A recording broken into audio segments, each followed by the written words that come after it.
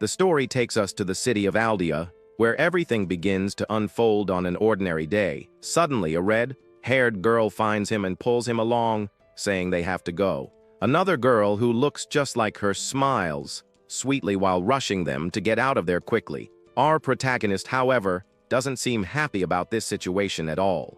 The scene cuts to another day, where the young man is in a tavern, having a drink by himself. Just then, a mysterious figure approaches him from behind and says she's finally found him. Next, the woman dressed as a nun grabs him and asks him to come to her estate. Looking closer, we realize it's not just one, but two identical girls inviting him. Jumping to another random day, a blonde girl appears and also grabs him tightly. She asks him to go play with Remy, but the young man refuses, saying he's too busy. The girl is shocked by his response and insists that he go, since her friend has free time. Then, the so-called Remy shows up, asking him to go with them for just a little while, leaving him confused. With that, the young man wonders how he ended up in this situation, and the story goes back in time a bit. It all begins again in a dark, silent forest at night. Two strange men appear, and one of them calls out to our protagonist, the newcomer of the group. The boy named Kai, who is a master public executioner,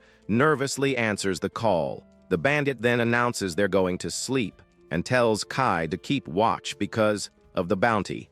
He also orders the young man to take care of the hostages if they start screaming. But the man doubts that will happen because, according to him, the prisoners don't even have the strength anymore. So, Kai is left alone at the camp, just observing everything with a serious expression. The young man despairs and starts to wonder how things got to this point. His last memory was of a car accident, and he questions if he might have passed away. Right after that, he simply woke up in that strange place without understanding a thing. Looking up at the sky with two moons, he feels like he knows this place from somewhere. At that moment, the boy realizes he's in the world of fancy, roomy fantasy, a game he used to play. He then snaps back to reality and realizes he's in a bad spot, siding with the story's villains. The young man gets very worried, wondering why this had to happen to him. He turns and notices a covered wagon nearby in the bandits' camp. As he approaches to investigate, he's startled to see a cage inside it.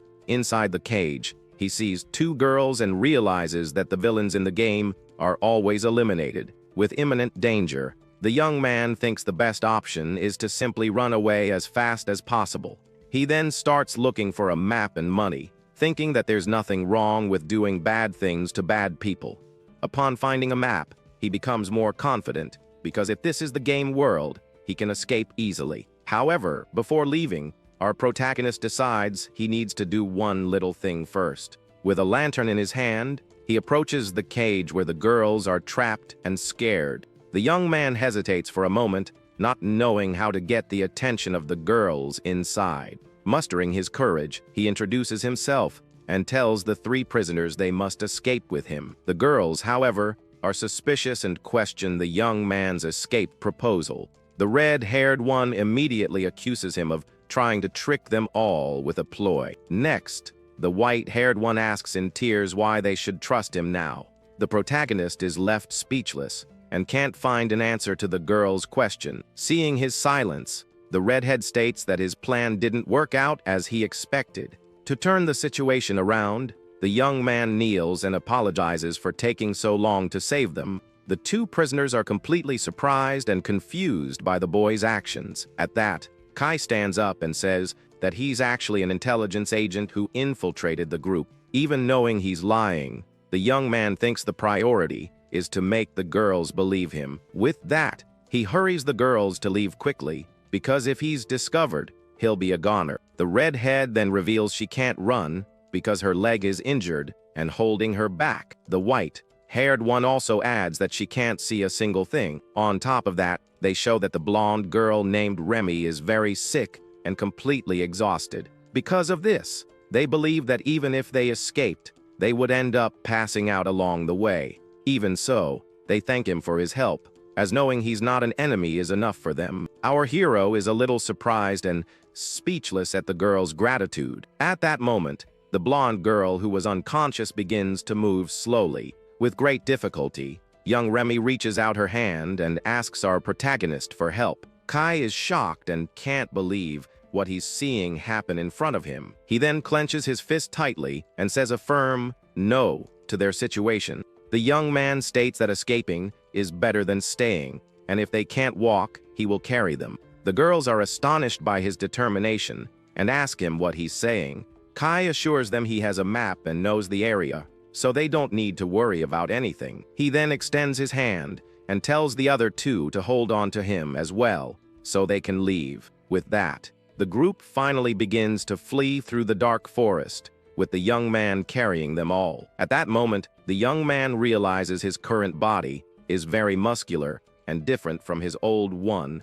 Even surrounded by the girls, he tries to stay focused on the mission of escaping there alive. As he runs through the woods, the protagonist feels relieved that no one is chasing them. Then he remembers the map he had grabbed earlier before all this confusion began. Looking at the object, he notices the name of the city of Aldia, a name he created in the game himself. The map glows, and the young man realizes that somehow his game data is still there. With this new information, he becomes more confident because he knows exactly where they need to go now. The young man continues to carry the three girls through the dark forest with great difficulty. After a long walk, he finally reaches his destination, a well-hidden treehouse. One of the girls then curiously asks what place they were in now. The young man explains that it's basically a hideout he built himself a while ago. At that, he remembers a stone tablet with strange writings that was nearby. With that in mind, the boy puts the girls down and asks them to wait a moment. He approaches the stone and remembers the keyword to activate a secret magic. A glowing magic circle appears, and a hidden door in the tree opens for the group. Kai enters and is surprised that it's not all dusty like he imagined it would be. Our hero enters the hideout, still carrying the blonde girl who was very weak. The redhead is impressed and says he's definitely not an ordinary agent like he said before. The white-haired girl is amazed by the fact that he built that in the middle of nowhere. The protagonist replies that he's also surprised by everything and has the girls sit down. Everyone looks worriedly at Remy, who was lying down and looking very unwell due to her illness. Seeing the situation, the young man remembers that he should have some items stored there. The red-haired girl asks if there's anything they can give her friend to eat. Kai then starts searching in a chest for anything that might be edible for them. Luckily for him, he finds the chest full of potions and armor, just like in the game. He says he found some medicine, but the redhead doubts that anything ordinary will work on her. However, the girl's jaw drops when she sees the purple potion he's holding in his hand. The young man explains that it's not a normal medicine and that it should work without any problems. The still shocked girl comments on the color of that potion, which was very different from normal. Kai internally boasts, saying it looks rare because he played that game to the very end. This potion is super powerful and heals everything instantly, but it was very difficult to make. With that, he hands the vials to the girls, who remain very impressed by everything. He calculates that with 117 potions, money won't be a problem, and he can sell them. The girls wonder who he really is, as a simple agent wouldn't have something so valuable. The young man gets a little embarrassed by the question and looks away, not knowing what to say. He then asks the girl not to ask any more questions for both their sakes at that moment. Finally, the protagonist tells the other two to use the potion as well to recover. He says he doesn't want to have to carry 3 people around anymore, so it was better for them to drink it. The white-haired girl asks if the legendary elixir really exists and if there's one for her too. The young man confirms that there is and hands one of the vials of the purple potion to the white-haired girl. With the item in her hands, she is overjoyed and says she just can't believe it.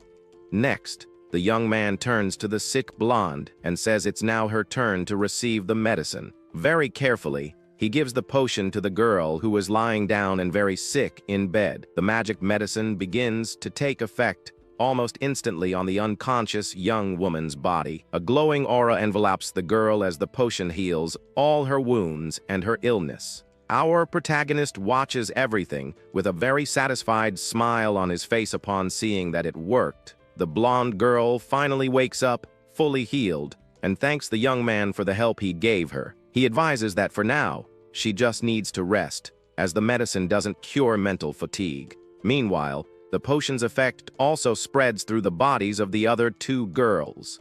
With the vials now empty, the young man watches the two girls recovering little by little.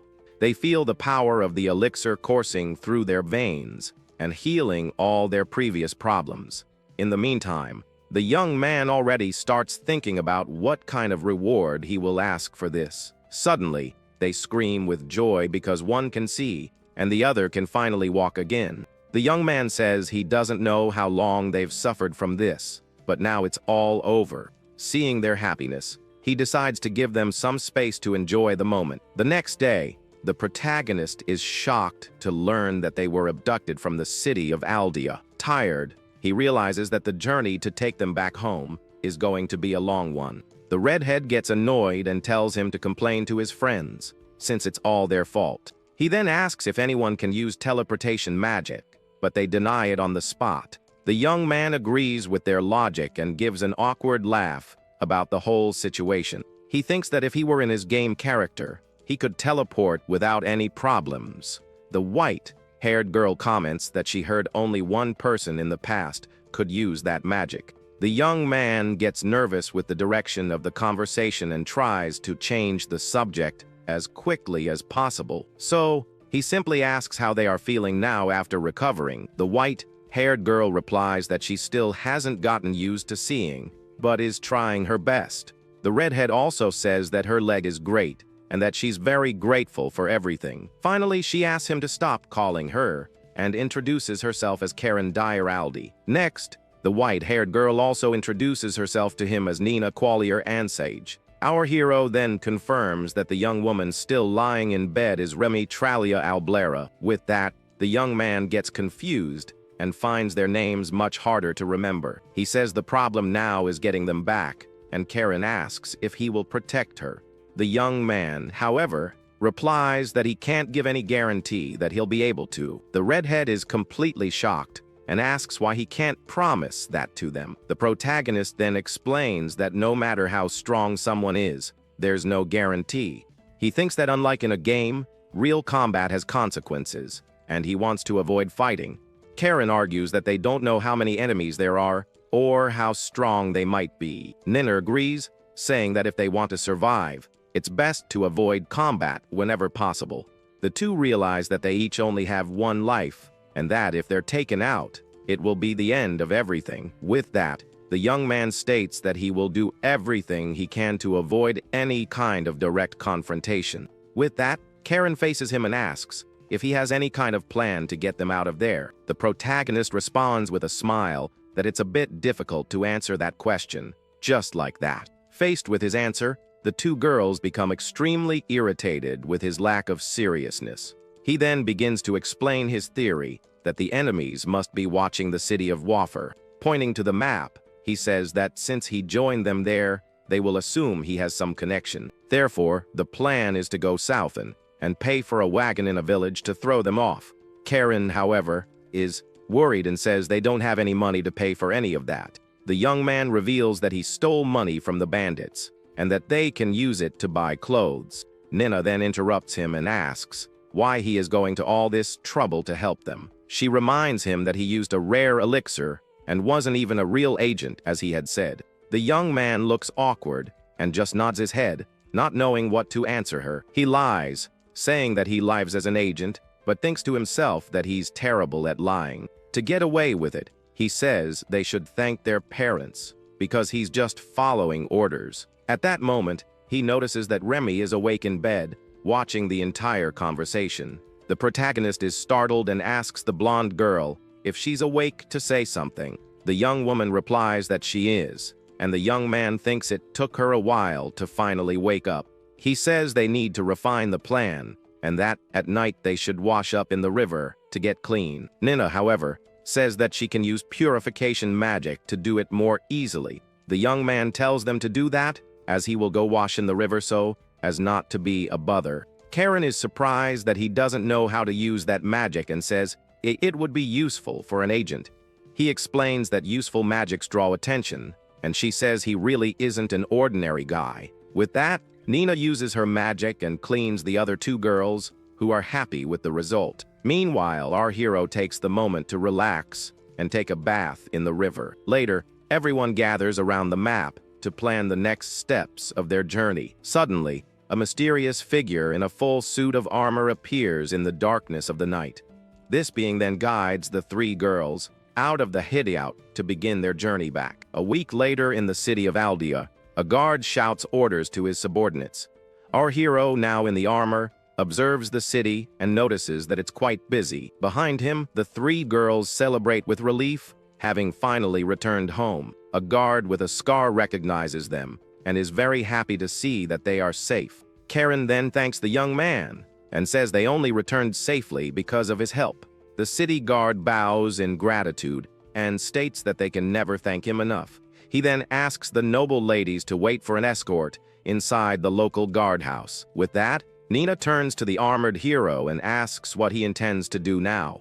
The young man replies that his plan is to simply stay in that city for a little while to rest. The redhead, however, says that's not what she meant and asks about his future plans. She questions if he will report to his superiors, and our protagonist is surprised. Not knowing what to say, he thinks that he has no plan and will have to improvise something. The guards offer a reward, but the young man refuses, saying he doesn't have time for that right now. Exhaustion finally hits him hard, and he thinks he needs to rest his body soon. He then tells the girls to follow the instructions and wait in a separate room for safety.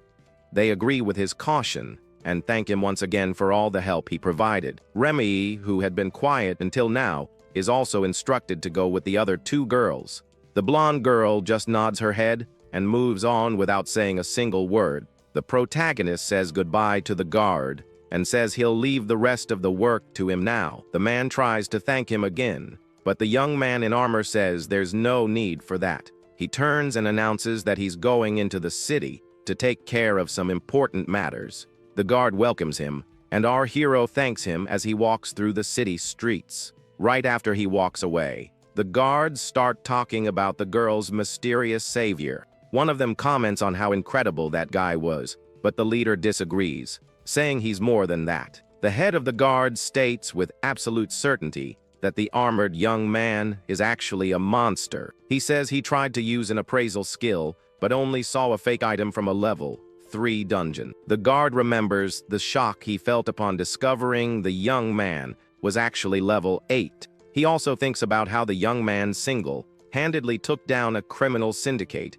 and rescued them. On top of everything, our hero also ensured their safety before entering the city. With all this information, the guard concludes that he is undoubtedly a war veteran. One of the soldiers comments that he would have loved to see the face under that heavy helmet. Another guard scolds him for not even checking the stranger's identity beforehand. The leader defends his decision, saying they couldn't treat their savior like a criminal. On second thought, the soldier agrees, since he used legendary elixirs like it was nothing. The captain of the guards is shocked and asks in confusion about the so-called legendary elixirs. A soldier explains that he didn't notice, but the three girls' ailments were cured. The guard then reveals that he heard from them that the hero handed over the medicine as if it were nothing.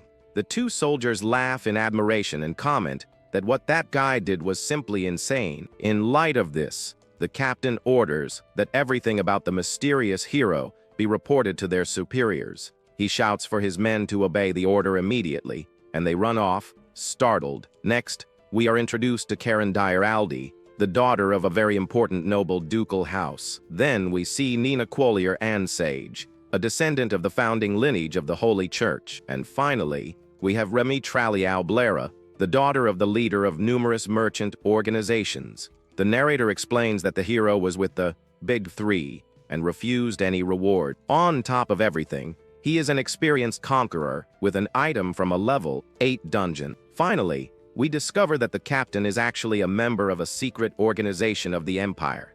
The young man observes the city of Aldia and realizes he has finally arrived at the place he was looking for in the real world. With that, he notices that the streets and houses are exactly the same as in the game he used to play in the past. Looking ahead, the young man can see the treasure hunters guild shining from a distance on the horizon. But the hero feels that his body is at its physical limit because of all the effort and weight of this journey. At that moment, the protagonist notices that everyone around is staring at him in a very strange and curious way. The young man then asks if there is a problem, while a resident is scared to death of his intimidating presence. But the young man believes that in the central district, there must be many other people wearing heavy armor like his. With that, he remembers that he equipped these rare items just to slightly increase his fighting power and defense. At that instant, the protagonist decides that the best thing to do is to hurry and find a comfortable inn. Then someone shouts that he looks very cool, and the young man gets a little flustered by this unexpected compliment.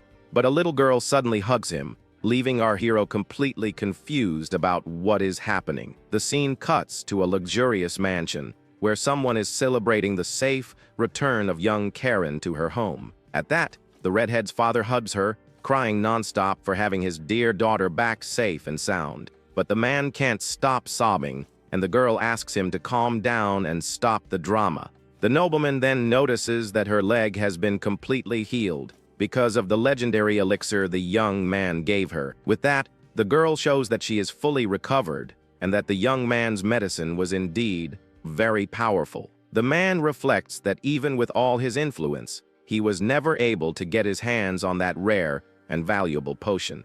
But the redhead says that the young man handed over the item without hesitation and just asked for payment someday in the future. The father then reads the report and confirms that a supposed secret agent saved the three girls, acting all alone.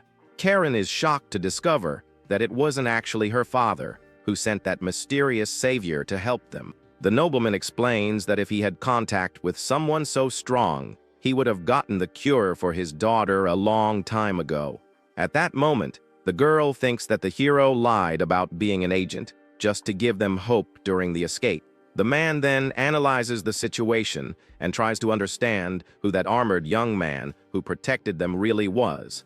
With that, the young redhead remembers the dangerous criminal group that kidnapped her on the way to the city. But her father wonders if the young man's real mission was to capture the bandits or just perform the rescue. The man then decides that they need to send an official letter of thanks to the young warriors' organization. But the nobleman warns that doing so could be dangerous and put the savior's life at great risk. With that, he explains that an agent's identity must be kept secret to prevent him from suffering severe punishment. The girl then asks if her father knows which group the young man belongs to, and the man replies that he does. At that moment, news arrives that the entire criminal gang was captured on the outskirts of that distant small village. With that, the redhead explains that the savior took a much longer route just to ensure their safety during the escape. The girl's father places his hand on the papers and states that the young man's past is exactly what he was already suspecting. At that moment, the nobleman comments on the possibility that the group that captured the criminal gang is the special unit called Verdar. Karen is completely shocked to hear the name of this secret organization and wonders if he's being serious about it. The scene shows the crest of Verdar, which is a very famous elite group known for solving difficult problems throughout the kingdom. With this, we discover that this is an organization under the direct control of the imperial capital, responsible for maintaining public order. Besides being known as the elite of the elite, the members of this group are treasure hunters of the highest level. At that, the man thinks that the young man might hold a command position and have authorization to act completely alone on dangerous missions. The Duke seriously warns his daughter never to reveal the young man's real identity, as he only lied to facilitate the rescue. With a worried expression, the red-haired girl affirms that she understands the gravity of the situation and promises to guard this secret with her life. Looking at the city, the nobleman decides that they need to repay this debt by tracking down the hero through his all-black armor. He then tells Karen to call the girl named Lifia so that the two of them together can invite the young man to visit their mansion. Hearing the order, the young woman quickly leaves her father's office to carry out the task she was given at that moment. Alone in the room, The man lets out a heavy sigh as he tries to process all the information he received about the mysterious warrior. At that moment, the Duke hopes that the savior is one of the pillars of the organization so that he won't suffer severe punishment. With that, the three influential families reach the same conclusion that they must find the young man in the city as soon as possible. The next day, in a tavern in Aldia, our hero is enjoying a delicious and very juicy meal. The owner of the place laughs cheerfully and says he is very happy to see the young man enjoying the food from his establishment. Suddenly, the innkeeper asks if he is the same young man who was wearing that heavy black armor the day before. He continues, saying that he was scared at first but realizes the young man is very polite, unlike the other hunters. Curious, the man asks if the young man is from out of town, and the hero replies that he came from a place very far from there. At that instant, the door opens, and a soldier in white armor enters the place, saying he has an important question. The guard asks aloud if anyone has seen a man wearing all black gear visiting that inn. Kai and the tavern owner exchange surprised glances and are left completely speechless by the sudden arrival of that soldier. The two remain silent for a few seconds as the atmosphere in the place becomes very tense and uncomfortable for everyone. Panicking, our protagonist puts his hands together and quietly begs the innkeeper to hide him immediately. The owner of the establishment gets nervous with the unusual request and doesn't know how to act in that complicated situation, but the soldier repeats the question firmly and wants to know right away if the mysterious man in black has passed through that place. With that, the young man continues to beg and says that if anything goes wrong, he will take all the blame for the lie told. The man then takes a deep breath and lies to the guard, saying that unfortunately, no one with that description has shown up there today. The soldier thanks him for his cooperation and leaves the place, slamming the door as silence takes over the empty tavern. With that, the bar owner faces the young man and asks what he really is to be attracting so much attention from everyone. But another person suddenly enters, and a holy nun asks if someone wearing black has come to stay there today. The young man then goes back to begging for secrecy, since that woman belongs to the most important church on the entire continent. The innkeeper sighs and says that unfortunately, no one with that kind of look has been seen around these parts lately. At that, the nun thanks him for his time and leaves the establishment, leaving our hero a little calmer. However, a third person appears at the entrance, and a female guard in armor asks again about the man in black. At this moment, the boy throws himself onto the counter and begs the man, for the love of God, not to tell her the absolute truth. The inn owner lies for the third time and states with absolute certainty that he hasn't seen anyone resembling that individual. The woman then leaves very frustrated and wonders where that mysterious warrior could have fled to in such a hurry. As soon as the door closes, the innkeeper glares at the young man with an unfriendly look and asks what he really did. The protagonist's eyes are spinning from so much pressure, and he can't even think straight with all this total chaos. With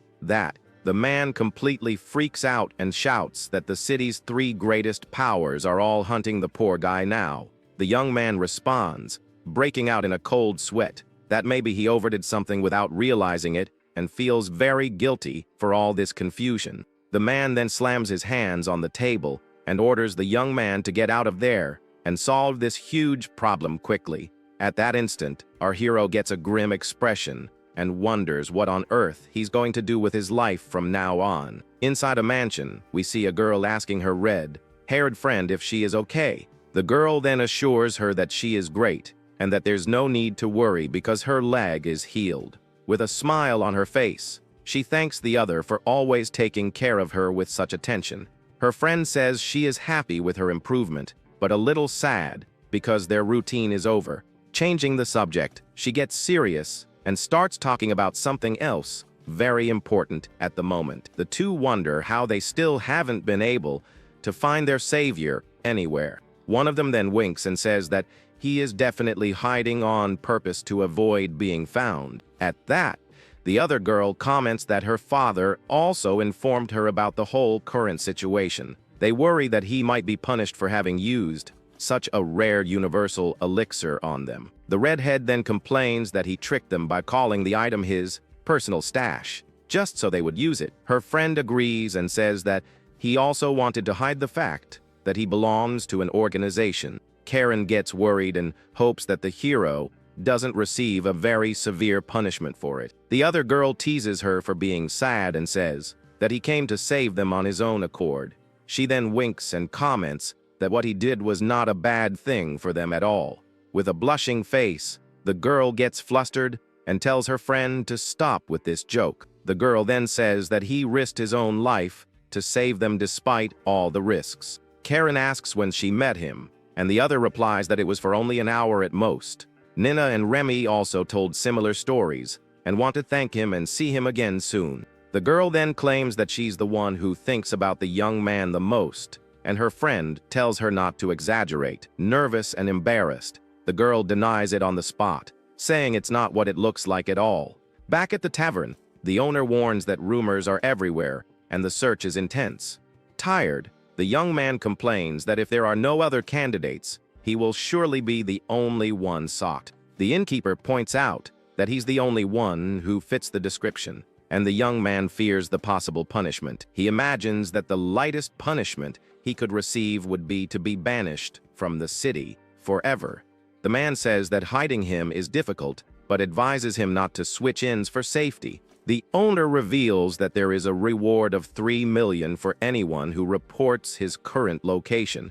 The protagonist is in shock and asks why the man didn't just turn him in right away. The man says it's too late and that the young man is important and the families don't want to attract attention. The young man denies being someone important, but the tavern owner just laughs at the whole situation. Finally, he tells the young man to put on his gear and leave the next day, but to enjoy today. The bar owner tells the young man to have fun, and he smiles at the recommendation he received. The young man then leaves the tavern and observes a large, very imposing building in front of him. As he walks through the streets, he thinks that even if he's kicked out the next day, it's no problem. With that in mind, he decides he's going to make the most of the time he has left in the city. The boy then sees a clock tower and remembers climbing it once to see the view. Arriving at the entrance, our hero complains that the fee to go up is still very expensive, as always, but he climbs the stairs,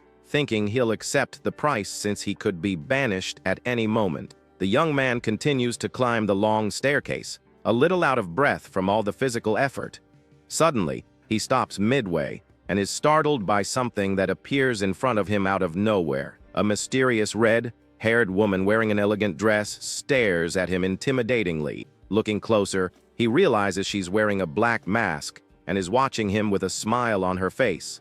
The protagonist is completely shocked and speechless by the presence of this unknown woman. With great difficulty, the boy finally manages to say a very shy hello to the mysterious redhead. The woman then responds with a very calm good morning, while continuing to smile at the frightened young man. At that, he remembers a rumor from the game about a mysterious character who appeared in that tower. The two then reach the top of the tower and observe the city's landscape in complete silence. The woman breaks the ice and says that the view is great for clearing one's mind and thinking a little about life. Looking at the city, the young man agrees with her and says the view is indeed very beautiful from there. He then turns and curiously asks her the reason for coming to that specific place.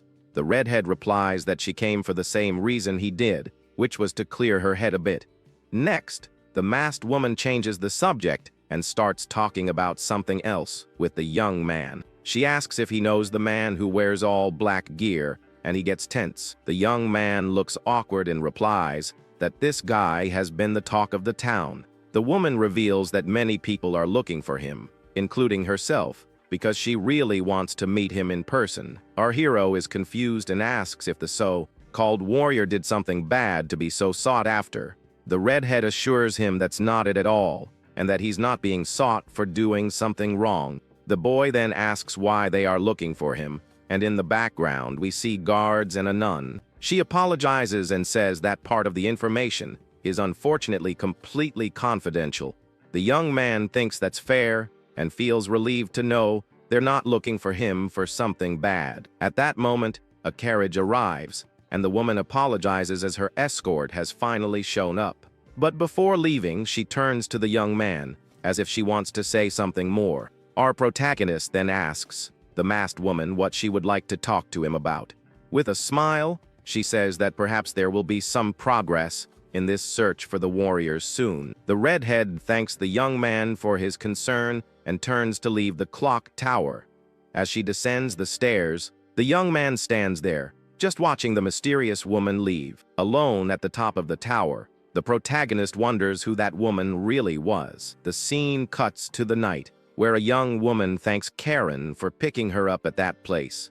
The redhead says of course she would, because by leaving like this, they could finally find that person. The other jokes that it's an afterthought, but Karen assures her it's not and tells her not to tease. With a smile on her face, the long-haired girl apologizes for the joke she made with her friend. She says that wearing the mask is embarrassing, but that she's happy Karen came to get her there. Next, the young woman reveals that earlier she met someone for the first time at the clock tower. The short-haired girl becomes suspicious and asks if he heard any rumors about her friend. The other girl explains that at first, she was on guard, but then she realized it wasn't like that at all. She remembers that he spoke to her in a casual tone, and that it was a precious moment for her. The young woman says she asked about the man in black, but, as expected, she couldn't get any information. Karen is disappointed and comments that according to her father, the young man may have already left the city,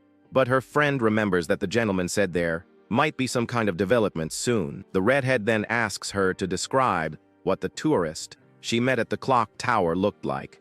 The other describes him as a gentleman with a scar, and Karen gets agitated by the information.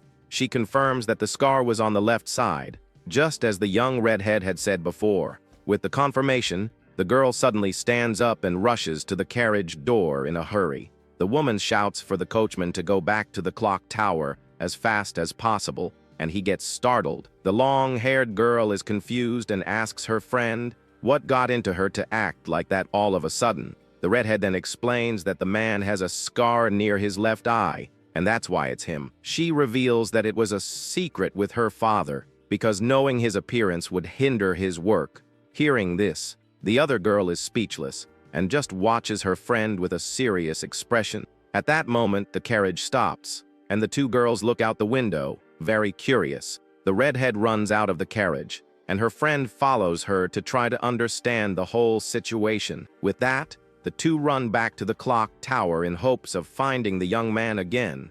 They run up the stairs, panting, to get to the top of the place as quickly as possible, but when they get there, they realize there's no one else there and become very sad about it. The scene then changes to the Treasure Hunters Guild in the city of Aldia on an ordinary day. The guild manager, named Garad, complains that the information in a hunter's file is scarce. He reads a report from 3 days ago from the guards about a man in black armor who arrived. The document says he rescued the daughters of the 3 great houses and captured the bandits all by himself. Garag reads the papers and doesn't understand how the news of the kidnapping leaked to everyone. With that, he realizes that the more he investigates, the more his theory makes sense in his head. He then remembers having forbidden all hunters from having contact with the so-called man in black, but he discovers that it was the armored hero who helped his daughter when she got lost in the city. The little girl even asked the mysterious warrior to carry her, and he did so without complaining. Seeing the scene, the girl's mother bowed and apologized profusely for all the trouble she caused. Despite being grateful, the guild manager hopes the young man returns to the imperial capital soon. Suddenly, an employee runs into his office and shouts that there's an emergency. She then reveals that the person they believe to be the man in black is right there at the guild. The manager is completely exhausted by the news and asks for a little rest for himself. At that moment, the guild door slowly opens, revealing the figure that has just arrived. The mysterious warrior in black armor then enters the place, and everyone stares at him, frightened. With a forced smile, Garad welcomes him and says it's an honor to have him there. He continues his speech and officially welcomes him to the Aldia branch of the Hunters Guild. Seeing the scene, a female hunter asks if the manager is really using such polite language. Annoyed, the man calls the others idiots and says they don't understand the situation at all. He then turns back to smile at the warrior and asks the reason for his visit today. The armored young man replies that he's just there for an observational tour of the guild. The manager is a little confused by the answer and repeats the man in black's words. Seeing the reaction, the hero asks if by any chance this type of tour is not allowed in the place. Garag quickly denies it and says that of course it's allowed, with a very nervous smile on his face. He wonders if he should wait a bit or if it would be better to make him confess his motives right away. The man wonders if the young man sensed that the guild already knows something, and that's why he doesn't want to talk. With that, he realizes that the warrior is on a completely different level from everyone else there. At that, the manager remembers that he once dreamed of joining Vertar, but never managed to. No matter how famous he became, he was never called to be part of the group. Seeing true power, he realizes that his own strength was never enough for it. The man in black then asks to see the manager's office, since he's on a tour. Garag agrees immediately and tells the warrior to make himself at home, as he will accept the offer. With that, the manager guides the armored young man to his office as requested. As they walk away, the other hunters just watch the scene in complete silence. A woman asks what they thought, and a young man says he seemed to be leaving an opening on purpose. With that, he believes the warrior's plan was to crush anyone who underestimated him there. Another hunter agrees and says that if the manager hadn't warned them, someone would have taken the bait. The woman thinks that for Garag to be so respectful, the warrior must be unstoppable in a fight. One of the young men then concludes that they would certainly be no match for the man in black. Another wonders who would be stronger in a fight, him or an S-rank creature. And so, a series of misunderstandings began, putting Kai in a very complicated position. The manager says goodbye to the warrior and thanks him for all the help he offered that day. But the protagonist thinks that the guild is a terrible place and that he will never go back there. He feared that the three groups looking for him might finally find him inside the place. The young man wonders why everyone was staring at him as if he were a very dangerous assassin. In the game, the manager was rude, but in real life, he was surprisingly polite and good-humored. With that, the armored young man wonders why he was treated like such a VIP. Even though he's confused, he thinks that in the end, the whole situation was a good experience. Now standing in the middle of the street, our hero doesn't know what he's going to do with his life from now on. He realizes that he can't just walk around the city wearing such heavy armor. Suddenly, a very luxurious carriage stops right next to him, and he is left completely confused. Then Karen gets out of it and shouts excitedly that she finally managed to find him. He recognizes the crest of a ducal house and remembers that the girl's name was Karen Dyer. The redhead approaches and asks where on earth he has been hiding all this time. The protagonist responds awkwardly that he was just resting a bit at the local inn. Annoyed, the girl shouts that this information never reached them and that they looked for him a lot. The young man explains that he asked the bar owner for a favor, and the girl is shocked by the revelation. She glares at him angrily while the armored young man is left completely speechless by it all. The girl thinks that he's perfectly capable of doing that, and he wonders what she's talking about. The other young woman then says it's nothing, and that it's surely something he can't talk about. Karen's friend appears at the carriage door and asks how things are going over there. Our hero recognizes the voice and hair color of the woman he met earlier in the tower. The girl formally introduces herself as Leafia Dear Aldi and apologizes for the delayed introduction. She thanks him for saving them and says that words are not enough to express her gratitude. Suddenly, the young woman invites him and asks if he has any free time to spend with them today. The armored young man is a bit suspicious and asks what would happen if he said yes. She replies that they would go to her mansion, but the young man refuses on the spot, saying he's not free. The younger redhead is furious with the refusal, while the older one just finds the situation amusing. The protagonist breaks into a cold sweat, thinking he could be punished for acting rudely towards nobles. The two girls stare at him with mischievous smiles on their faces, making him even more nervous. Then one of them grabs him by the arm and tells him not to say that and to simply accompany them. Karen insists with a smile that he at least let them thank him for everything. The other girl then says that they even prepared a very comfortable carriage just for him. The protagonist feels sick inside the armor, while the two girls smile at him. Once inside the mansion, the armored young man feels if he's being taken into custody. Li-Fi explains that they are grateful, because it would be bad for the family's prestige if the search failed. Our hero agrees, but says that he still can't quite understand the whole situation. Karen then takes the chance, and says there's something she'd like to ask him now. The armored young man, however, finds her formal way of speaking quite intimidating and strange. Annoyed by the comment, the redhead says she'll speak normally, and he says he prefers that. He then asks what she wanted to know, and the girl is a bit too embarrassed to answer. She gets straight to the point and asks about the legendary elixirs he used to save them. The young woman questions if he was punished, and if that's why he hasn't shown up in the city until now. The young man denies it and explains that the potions were already his, so there was no reason for a scolding. The two girls are completely shocked by the mysterious warrior's casual response. They get worried and ask if he's really okay, and if there's anything they can do to help. Li-Fi then insists and asks him to at least give them a summary of the whole situation. Our hero panics because he can't keep up with the conversation at all. He's left wondering how he's going to convince the two of them that everything is fine with him now. He then says that if her legs are healed, he's happy, and that she should enjoy it. The young man confidently states that he will solve his own problems, and they are enchanted. The two girls fall silent with blushing faces, not knowing what to say to the young man. Back in the carriage, Li-Fi thanks him again, and he thinks the conversation connected somehow. At that moment, the protagonist says he has just one request to make of the two girls there. They look at him with curiosity and ask what kind of request he would like to make. The armored young man then begins to explain that it's about when he goes to meet their father. He asks them to help him in case he acts rudely and makes the Duke very angry. With that, the young man says he won't need payment for the medicine, and they are in shock. The redhead shouts, asking if that's really the price for such a legendary and valuable elixir. He confirms that he's serious because he fears authority and is just an ordinary person.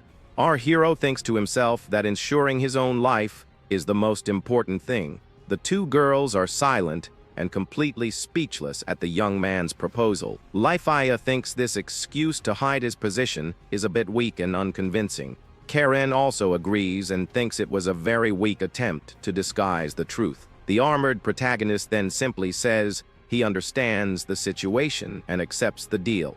The redhead assures him that her father wouldn't get angry no matter how rudely he acted towards them. Li-Fi also accepts the deal, and our hero is relieved as this helps a lot. Out of curiosity, Karen asks if he's going to keep wearing that armor all the time. The young man thinks to himself that it would be rude not to take off the armor at that moment, but Li-Fi says that she personally would very much like to see the face under that helmet. The younger one is shocked by her sister's boldness and says that's very rude of her. Not quite understanding, our hero is confused by the situation and takes off his helmet. The older woman just smiles, very satisfied with the outcome of that conversation. She thinks he is a sincere person and not arrogant, but that it's hard to read his thoughts. The young woman believes he must be focused on acting as a guard in case something happens. At that, she understands why Karen liked him so much, as he is different from other hunters. She reflects that the more fame and power treasure hunters end up gaining in life, the more they end up being viewed with great envy and greed by all other people. As a result, many of them begin to flaunt their status and presence wherever they go. But this man, even with fame and power, remains completely humble and discreet. He risked his life facing a criminal organization just to save her sister. She feels indebted, but he doesn't take advantage of it, and she wonders how much he is adored by others.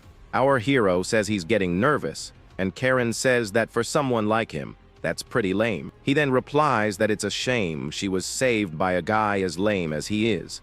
The redhead shouts angrily, saying that's not it at all and that she's not that ungrateful. Lifa finds it funny that someone from Vertar would say they're nervous in front of a simple duke. She thinks he anticipates Karen's need for attention and that the young woman will argue with him.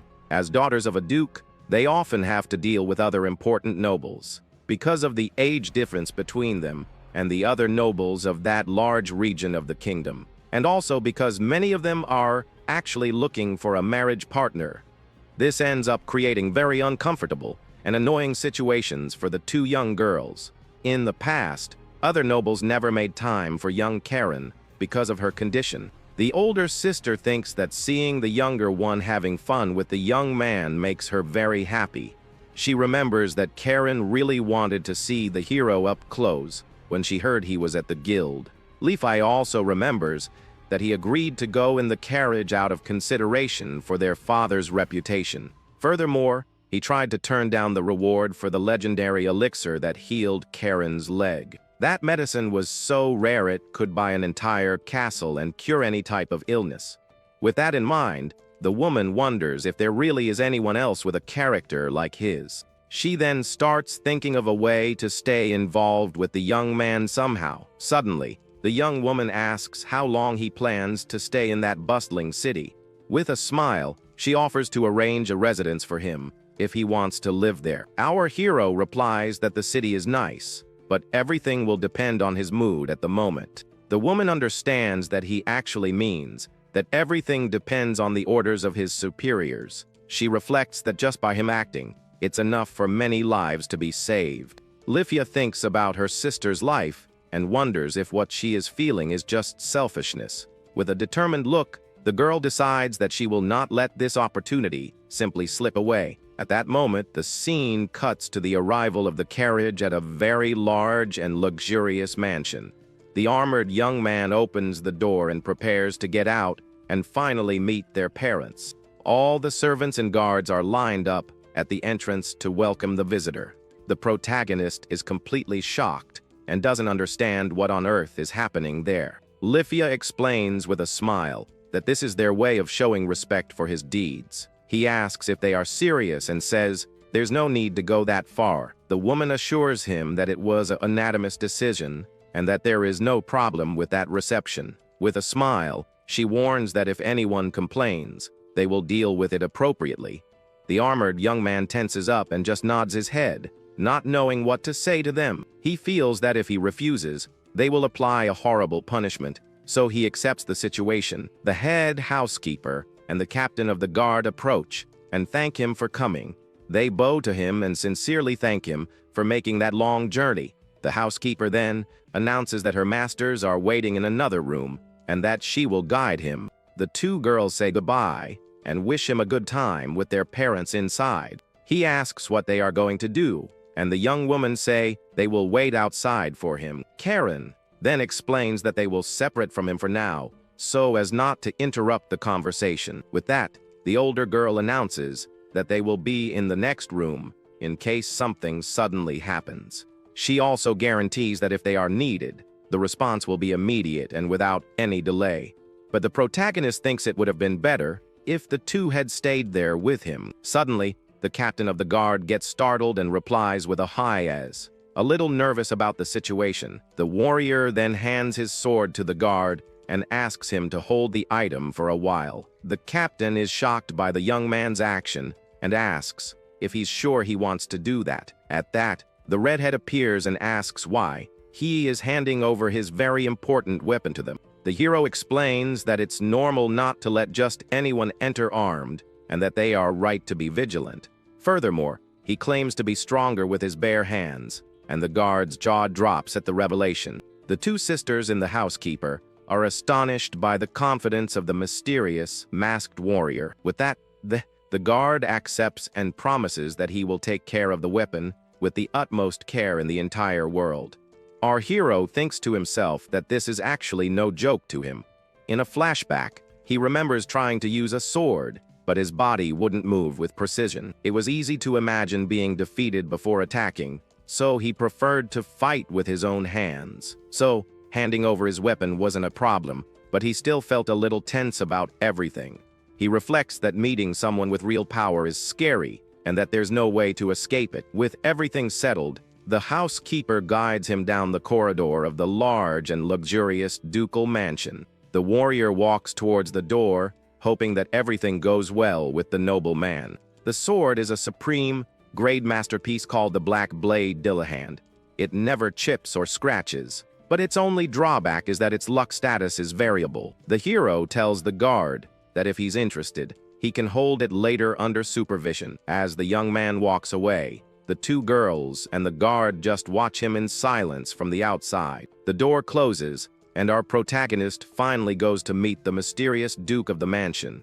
With that, Karen runs towards the captain, and her older sister just watches the scene from afar. With sparkling eyes, the redhead stares at the weapon and is completely enchanted by its beauty. The girl then excitedly asks him to show her the weapon, as she really wanted to see it up close. The guard gives an awkward smile while the older sister finds the situation quite amusing. Looking at the weapon, he notices that its blade really looks like a rare and valuable jewel. The man comments that the sword doesn't seem very durable while holding it together with the girl. The redhead asks what style he uses, and the captain deduces it's close, quarters combat, and overpowering. The captain of the guard then helps the young woman carefully hold the sword with both hands. He asks if she is ready and warns that he is going to let go of the weapon for her to hold on her own now. The girl makes an expression of effort as she tries to prepare for the object's weight. Suddenly, the redhead screams that the sword is too heavy, and the other two are left with their jaws dropped. The young woman can't bear the weight and ends up dropping the weapon, which falls towards the ground. The sword then crashes down and hits the stone floor of the grand mansion's courtyard hard. Karen manages to catch the weapon in time, but it had already embedded itself slightly into the floor stones. The sword's blade is stuck in the stone, and the girl can't believe what happened. The three of them are completely shocked and speechless at the absurd power of that weapon. The guard picks up the sword and is impressed because it cut through the stones just by falling on the ground. He then reflects that he doubted the young man was from Vertar, but now he is certain. After seeing the weapon and hearing that he is stronger without it, the guard has no more doubts. He asks if the young woman is okay, and Leafia says he is definitely one of those people. The older girl warns that they will explain everything to their father, and the guard agrees immediately. The scene then changes to a living room where the two girls are sitting and waiting. They wait nervously, sitting on a sofa as time passes very slowly. A voice thanks them for their presence, and our hero replies that it was no big deal for him. Karen then whispers to her sister that this was why they weren't allowed to stay by his side. She says that from their voices, you can tell they treat him with respect, because her father needs to maintain his dignity. With that, the older girl sighs and seems a little worried about what's happening. The redhead feels terrible because her parents had to bow to her savior in the room. At that, the older one looks at her sister with a very worried expression on her face. She bites her lip, thinking about what might be happening with her parents in the other room. The older one then asks if the other really has time to be lamenting right now. She then reminds the younger one that she just broke the stones of the mansion's courtyard. The girl is embarrassed as she remembers the mess she caused with the hero's sword. With that, the young woman starts to cry and wonders if she's causing trouble for everyone. The girl then defends herself and shouts that she didn't even use any strength to hold the sword. She gets angry and wonders what kind of absurd cutting power that weapon had. The older sister lets out a tired sigh at the whole situation and the younger one's drama. The redhead sulks and thinks she can't make up for the problem she caused now. The older one remembers what the warrior told her, to do everything she couldn't and enjoy it. With a smile, she says her sister doesn't have time to be sulking because of this. The younger one blushes and has a determined expression after those words. The older one says the hero tried to hide it, but she noticed something important about him. She is sure that he healed her sister's lead, knowing that the emperor could get angry. That's why they need to thank him properly in Gran Eni. wish he may have in the future. The redhead wonders why he doesn't accept any kind of reward for his deeds. The older one suggests that maybe for him, it was just the obvious thing to do. The fact that he refuses the reward proves that he is not a civilian, and the redhead agrees. A reward from a duke is tempting, with titles, land, and a lot of money involved. The reward also includes the introduction of potential wives for marriage, but the woman says that after what happened at the tower, she really wants to see his face again. The young woman gets embarrassed and says it would be bad if she were the only one who couldn't see him. Karen accuses her sister of being into him and says if she's not careful, she'll monopolize him. She says that if her sister confesses her feelings, she might reveal what his face with the scar looks like. The two sisters stare at each other intensely, and an air of rivalry arises between them. With that, the two cross their arms, and an awkward silence fills the room. The older one blushes and says she doesn't want to monopolize him. She's just interested in the young man. The redhead says that's all the more reason to make sure her sister doesn't see him at all. The older one is flustered by the taunt and complains angrily to her younger sister. Meanwhile, our hero is sitting in a room with the Duke and his wife, talking. The Duke and his wife break into a cold sweat and wonder why all of this was happening to them. The noble stares at the warrior and just watches the man do one unexpected thing after another. The Duke wonders why the warrior is being so considerate to all of them. He feels they owe the young man a lot, but the hero acts humbly all the time. The noble thinks there's no reason for so much caution, as the young man doesn't try to take advantage of them. He knows the young man could demand anything for his deeds, but he doesn't. The noble couple knows they can't refuse any request the warrior might make. Because of his ties to the emperor, the man in armor holds a position superior to theirs. However, the Duke can't read his expression and thinks he has very strong support. If his goal were to hide, accepting the reward would be the best way to avoid attention. With that, the Duke and his wife begin to wonder if they are being tested by the warrior. The nobleman has never liked someone so much at a first meeting, but can't read him at all. At the same time, the young man is the most unsettling, because the Duke can't fully understand him. He feels that the warrior is silently asking how a Duke deals with people like him. The atmosphere becomes tense as the man in armor stares at him in complete silence in the room. Letting him leave with nothing could tarnish the family name and generate bad rumors about them. The nobleman realizes that not everyone accepts rewards, and that this points out his carelessness. He remembers that the hero used an elixir to save her, and warned him not to have any openings. The Duke thinks that the young man not only saved her, but also filled the void in their hearts. But the couple cannot lament, and is happy to have had the chance to meet him. The nobleman says he feels ashamed, but the whole situation also touches upon their family's honor. The warrior then replies that he understands, and that he will leave it to them as long as it's reasonable. The Duchess smiles and assures him that it is actually a great honor for the family. With the positive response, the Duke lets out a sigh of relief for having managed to convince him. The nobleman then raises 3 fingers and says he would like to thank him with 3 things. He offers the use of one of his villas, a sum of money, and the family's support. The couple bows and humbly asks our hero to accept the generous offer. The nobleman was sure this was the right answer, as the villa would be a base for Vertar. For them, it was a way to create ties with someone under the emperor's command. With a faint blush on his helmet, the protagonist says he will gladly accept the offer. The Duke is relieved and thinks it seems they managed to give him the correct answer. He then asks if the young man has time today for his daughters to show him the villa. The young man thanks them and says that would be a great help, so he'll leave it to them. The Duke then asks his wife to escort him to the room where their daughters are waiting. With that, the Duchess calls him and asks him accompany her to the other room of the mansion. The warrior gets up and follows the woman while the nobleman is left alone, drinking his tea. Alone in the room, the man lets out a long sigh of relief that everything went well. He then reflects that his daughter Karen was truly saved by an incredible and noble man. In another room, our hero thinks that the whole conversation was very stressful, The redhead comments that he doesn't seem to like the idea of receiving rewards very much. But the protagonist says it's because he's obviously wearing this heavy armor. The older girl smiles and tells him to make himself at home, as the house is also his now. Karen then questions why he couldn't fake his happiness a little better. The young woman argues that there's no way someone wouldn't be happy with a reward from her father. He then reveals that he is very happy because he was practically penniless.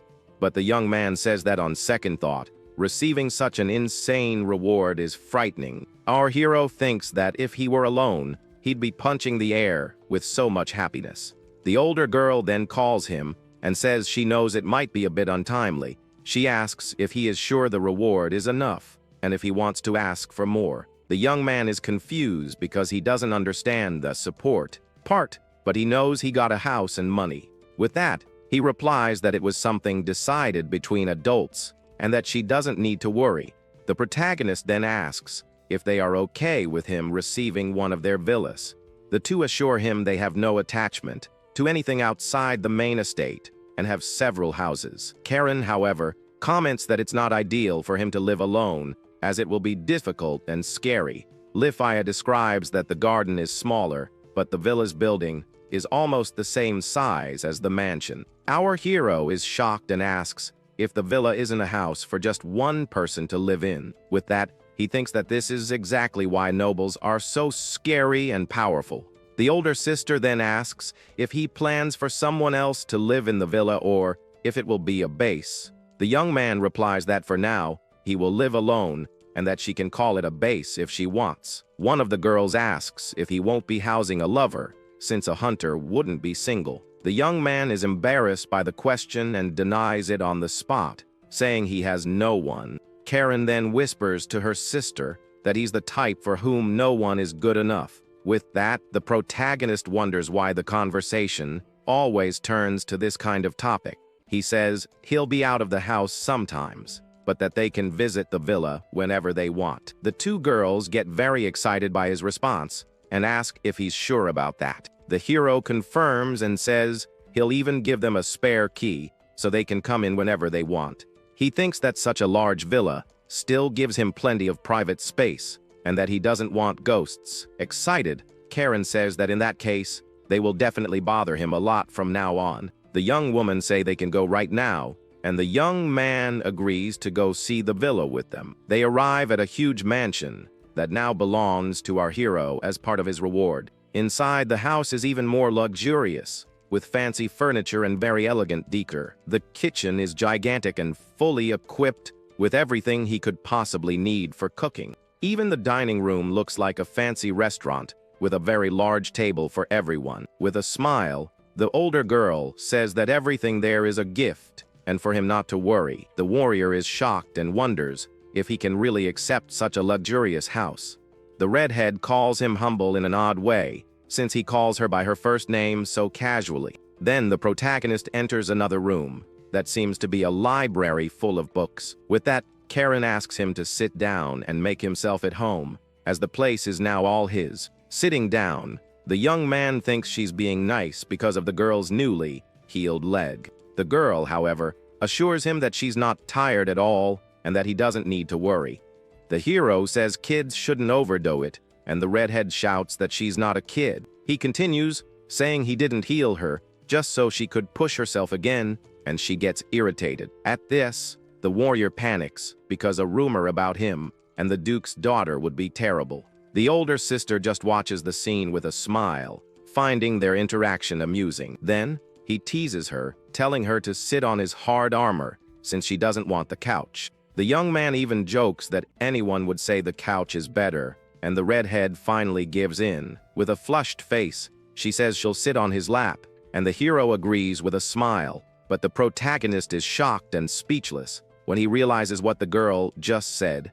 Without a second thought, the redhead simply goes over and sits on the armored warrior's lap. The young man gets completely flustered and asks what she thinks she's doing right now. The girl gets nervous too and says she was just kidding and that it would be uncomfortable. At that moment, the older sister stands up and leaves the room, leaving the two of them alone. From a distance, Lifia says the redhead is lucky and the young girl replies that she's not happy with the situation. The older one smiles and says she didn't ask if she was happy, and the other gets very annoyed.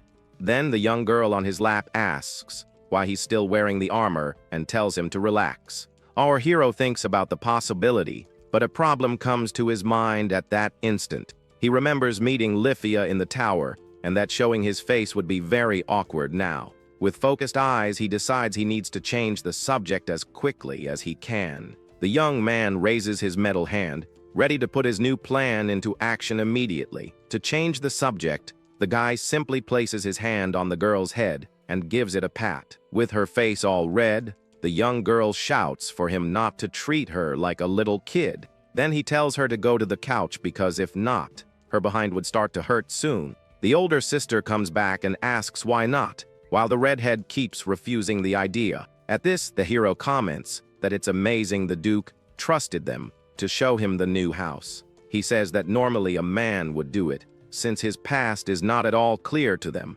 The young girl then says that her father is careful and judged him as someone trustworthy. With that, the young man pats the redhead's head again, saying the Duke didn't talk to him much. To reach that conclusion, the nobleman must have met a lot of people, and the young girl gets annoyed. Karen says there's no way not to trust him because the guy used a rare elixir to save them.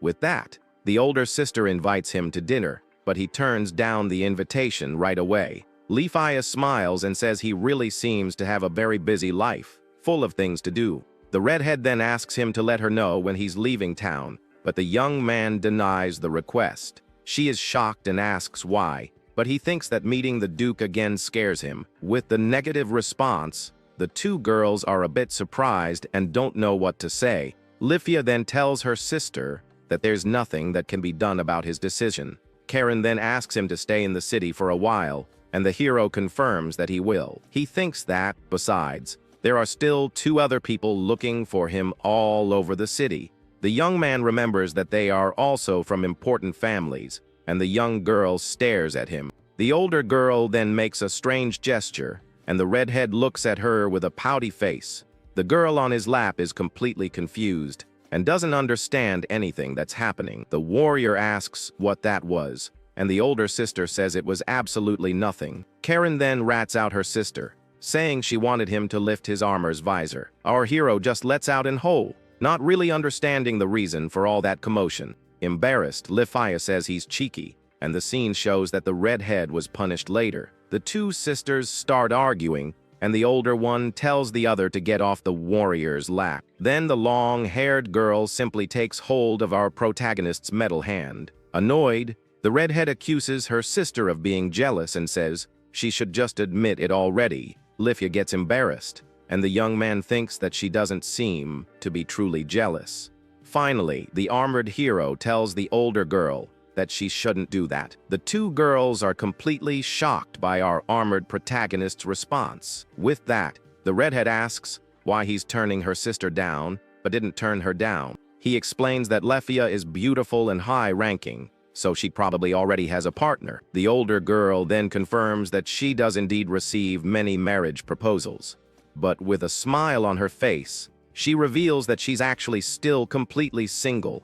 The armored young man is very surprised by the revelation, and the redhead stays on his lap. She says that men fall for her but get embarrassed and never look at her again. The young girl explains that her sister longs for affection, but everyone ends up pulling away out of fear. Lifia gets embarrassed and asks her to stop, but he says she can't say anything while on his lap. Then the redhead tells the warrior to pat the couch a bit, and he asks confusedly why. She just insists that he do what she said, and the young man obeys without understanding. As soon as he pats the couch, the older sister suddenly appears, sitting right next to him. The redhead remains sitting on his lap, with a very smug look on her face. She asks if he saw that, but the young man is still processing what just happened. With that, the older sister just gives our protagonist a charming wink. Next, she simply takes his metal hand again, leaving him very shocked. With the two of them surrounding him, he thinks he's never seen anyone confess so openly before. Later, outside, the hero thanks the two of them for the help they gave him that day. The older girl smiles and thanks the young man, for the precious time he spent with them. Then she reveals that the last gift, the family seal, will take 3 days to arrive. Lifi informs him that they will come in person and discuss the details of the property with him. The two girls get ready to get into the carriage and finally go home. Karen says goodbye with a smile and asks him to take care until their next meeting. The warrior tells her to go on, as her parents must be worried about her being late. With that, the older sister pulls the younger one, who didn't want to leave, into the carriage. The vehicle's door closes, and the two finally begin their long journey back. Our protagonist just watches the carriage slowly move away from his new home. With a wave of his hand, he says goodbye to the two young women who helped him that day. Alone, the young man thinks that he can finally take off that heavy armor. He feels much better as the carriage disappears from sight on the city's horizon. Inside the carriage, the older sister comments that time flew by and she didn't even notice. With that, Karen agrees and says that honestly, she wanted to stay there for much longer. The long-haired one wanted to as well, and the redhead teases her, saying she was lucky to be complimented. Lifia agrees with a smile and remembers that he also called her younger sister by her first name. The short-haired girl gets all smug and confirms that the young man did indeed call her that. At this, she wonders how he can be so calm and accuses her sister of wanting to see his face. The older one then remembers how the warriors saved her dear younger sister's life. She also thinks about the chance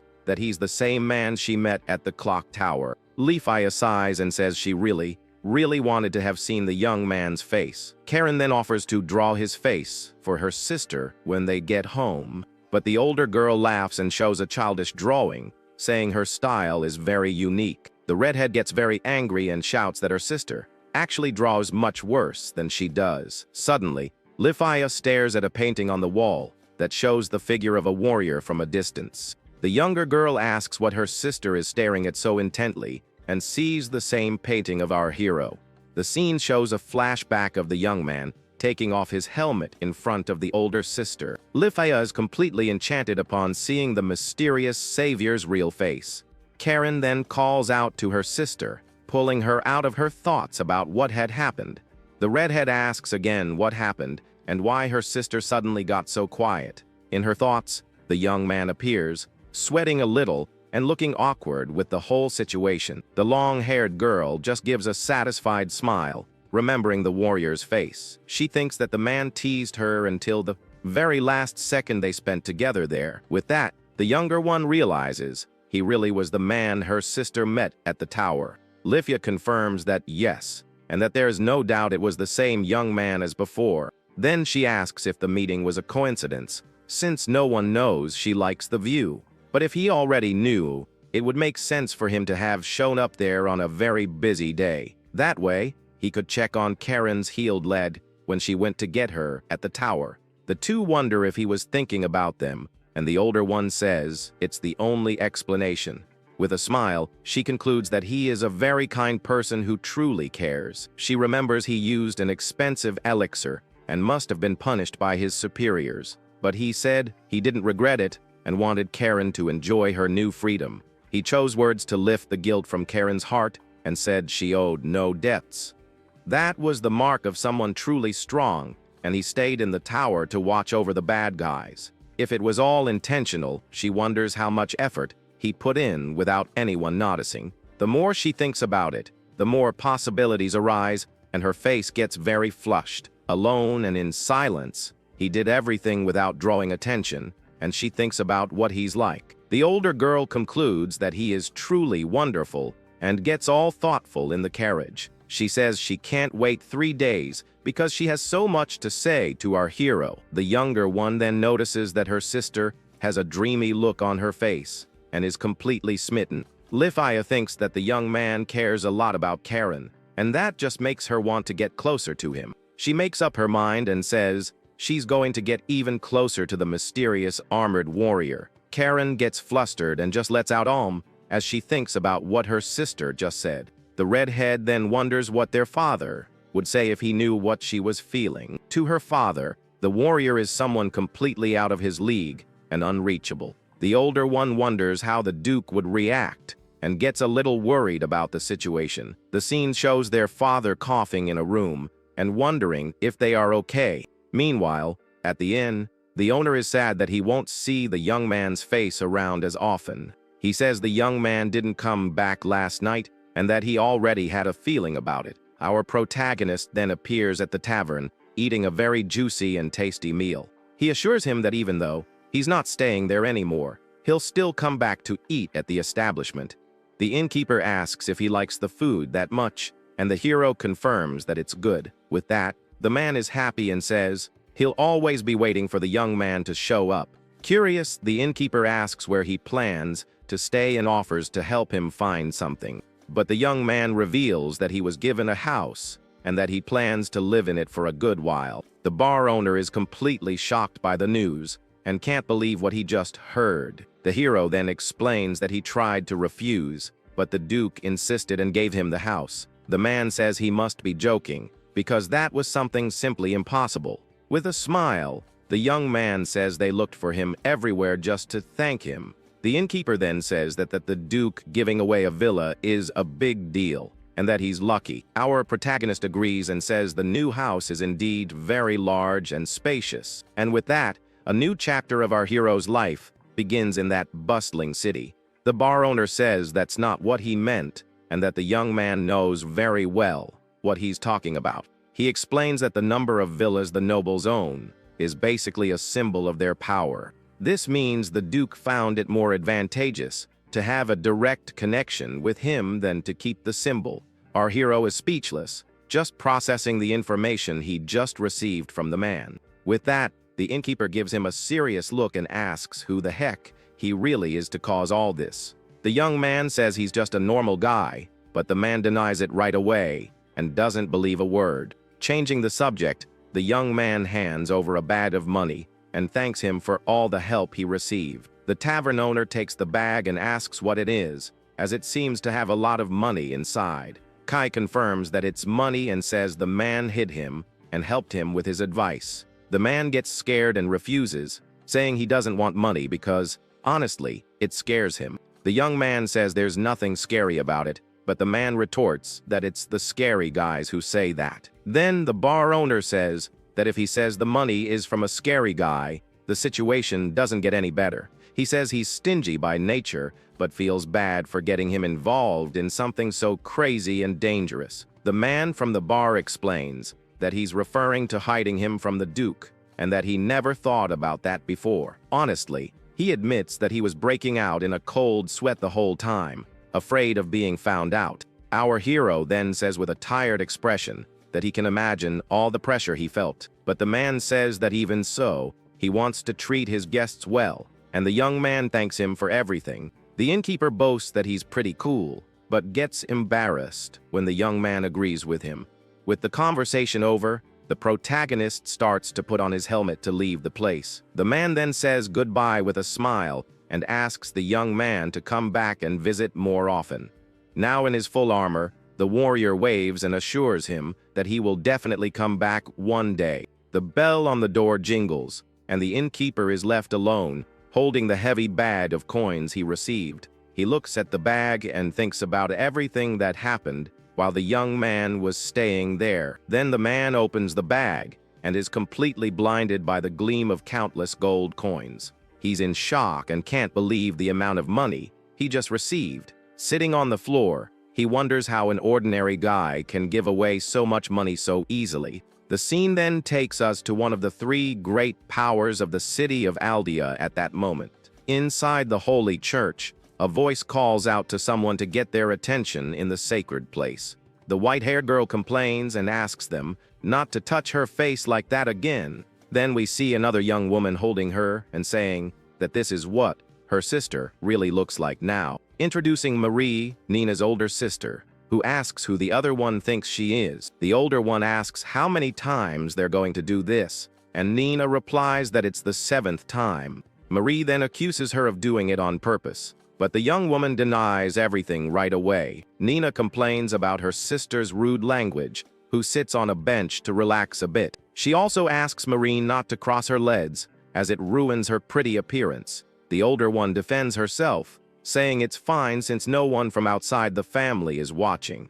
But with a serious look, she says she has the ability to act properly when she needs to. With a saintly expression, the young woman assures them she can always pretend to be a proper person. She then asks, "See," and the other asks her not to look at her like that again. The older sister teases her, saying she's gotten more serious since she regained her sight. She says it's not wrong to let her guard down once in a while, but the other accuses her of doing it every day. The two then start to argue as we see a table full of food nearby. At that moment, Marie thinks to herself that since her sister got her sight back, everything has changed. She has been brighter than anyone and enjoys every day with great happiness. The older sister reflects that they had never seen her this way before it all happened. At this, the white-haired young woman comments that the guy in black does the coolest things. Her sister agrees, saying he saved her all by himself and used the universal elixir for free. Nina confirms that yes, and that he actually saved 3 of them at once that day. The two then agree that the mysterious warrior's feat was something simply incredible. With a flushed face, she says that his face and his heart are wonderful, and he's her type. Her sister asks if that means he's her type too, but the young woman denies it on the spot. The older one says they'll see about that, and that at her age, she shouldn't aim for someone like that. She explains that if he can give away elixirs for free, he's definitely part of Vertar. With that, the older sister warns that he must have hundreds of rivals out there in the city. But the young woman gets excited and says it's precisely because of her age that she has a chance. The white-haired girl gets a determined and very embarrassed look on her face. Meanwhile, the older sister just smiles, finding the younger one's reaction very amusing and cute. Suddenly, another nun appears and asks the two of them to take up their duties at that moment. The older one then agrees with a smile and says they are on their way to take care of everything. She then turns to her sister and asks if they should go to their daily tasks together. Nin answers with a very quiet eyes, her face completely red with embarrassment. With sparkling eyes, she then calls out to the sister who had teased her about the mysterious young man. And so the Anside sisters walk together down the hall, devoted to their service in the church. The two young women smile serenely as they continue with their daily tasks at the location. They then eagerly await the day they can meet the hero in black again. The story jumps forward 3 days, and we see Marie sitting on a bench with an exhausted look on her face. Suddenly, a red-haired girl appears and accuses her of slacking off from work once again. The nun is startled by the voice and says that it's Lifia, and that she's not slacking off, but on a break. Mary comments that it's been a while since she's seen her, and the redhead reminds her she shouldn't be in the garden. Lifia apologizes for scolding her and asks her friend to sit down for a bit to chat with her. The two then walk toward the bench so they can talk a little more in private. With that, the two young women sit on the bench and calmly start to catch up. Marie then asks curiously if her friend's younger sister, Karen, didn't come with her today. The redhead explains that she's talking with Nina outside, and the nun understands the situation. Lifia says that if they are there, it's because the ducal house managed to thank the hero in black. At this, the nun reveals that her sister wants to see him every day because she really liked the mysterious young man. The redhead laughs and says that Karen is no different and that she found someone to cling to besides her. Mary comments that the young redhead used to be attached at the hip with Lifia and now lives on the hero's lap. Her friend says that even in pain, she stayed the whole time, and the nun is surprised by the story. The red-haired young woman then gives a very satisfied smile as she remembers the funny scene. Marie concludes that this hero in black really has something that draws people to him. Lifia agrees and says he is the most wonderful person she has ever met in her entire life. The nun says that's a strong statement, and her friend assures her that she'll understand when she meets him. Curious, the white-haired girl asks if they gave the young man a huge reward. The older one then insists and asks her friend to tell her what happened. Just for reference, the redhead explains that her house hasn't yet decided how to thank him, and that's why she wants to know. She then threatens to tell the truth about Marie if her friend leaks the information to anyone. With the secret guaranteed, The young woman begins to whisper the reward they gave the warrior. She reveals that they gave him an entire villa and also a large cash reward. And finally, her friend says that they also gave him the family seal as a thank you. Marie is shocked and asks if the reward was only what her friend just told her. She argues that he saved Karen's life with a universal elixir and that this isn't enough. Embarrassed, Leafia says she feels the same way, but that there was nothing she could do about it. The nun, however, doubts her friend and states that there was surely something they could have done. The redhead then explains that the hero not only didn't ask for a reward, but also didn't accept what they offered. The white-haired young woman says that's an exaggeration and that a person like that doesn't exist in the world. Faced with her friend's disbelief, the red-haired young woman just looks at her with a serious expression. The redhead then repeats that he is the most wonderful person she has ever met in her entire life. She reveals that her father said the same thing and that he can't compare himself to the mysterious warrior. With that, her friend says that her father is thinking of countermeasures for their next meeting. The nun realizes that if the duke doesn't prepare himself, he can't even talk to the young man. The redhead says that whenever they talk about the hero, her father stops smiling, and that something about him got to him. The white-haired young woman concludes that if he can make the duke feel that way, he's a monster. With a sad smile, Marie says that both of them had their sisters saved by someone unbelievable. Her friend agrees and says that only someone like him, who surpasses nobles, could have saved them. Then the nun asks her friend if she thinks the hero in black is really from Verdar. The redhead replies that she has orders from her father to never do anything that would make him an enemy. The white-haired young woman understands that if he is from Verdar, it complicates their reward. She argues that he has more power and that even without knowing how the organization works, he gets everything. But her friend reveals that when they talked, he seemed happier with the money than with the seal. The nun is shocked by the revelation and says that none of that makes any sense to her. The narration explains that money is something you can get just by working hard for it. But no matter how hard you work, you can't get the seal of a ducal house just like that. Marie then thinks that if he's from Verdar and has the emperor's support, it's not strange for him to want money. The redhead, however, believes he was happy because the money would help him help more people. Hearing her friend's explanation, the white-haired young woman is completely shocked again. Leafia reflects that someone with money problems wouldn't be able to afford his weapons and armor. Then the redhead changes the subject and says she's sure the hero in black is her friend's type. The nun gets embarrassed and asks where she got that idea, and that Nina said the same thing. With a smile on her face, her friend comments that her younger sister is very smart and observant. Marie retorts that her friend has no room to talk, as she also radiates an "I-like him" vibe. With a smile, she threatens to tell the hero in black that Leafia has a huge crush on him. Elsewhere, Nina says she's finally going to meet him, and that they panicked because they couldn't find him. Karen agrees and says that even with his flashy armor, they didn't see him anywhere. With that, the white-haired young woman reveals that she thought he had gotten in trouble for the elixir. The redhead, however, denies it and says he would surely scold her for feeling guilty. She remembers he told her to use her freedom to do what she couldn't and enjoy life. Touched by the story, the nun thanks her friend and says it's very good to know all that. The redhead says that he has no regrets, even if he got told off, and that he seemed annoyed by it. She also thinks that maybe he knows the organization wouldn't lose him, because he has so many achievements. Nina then agrees with her friend and says that attitude is very much like him. The two then sit on a bench to talk a little more about the hero. Laughing, the redhead comments that he seems like the type who never gives up when he believes he's right. The nun asks how long he'll be staying, and the other says he has things to do there. The young redhead also comments that he seems very busy since he turned down the dinner invitation. They then speculate that he might be helping people or patrolling the city at night. With a flushed face, Nina sighs and says the mysterious warrior is so cool and amazing.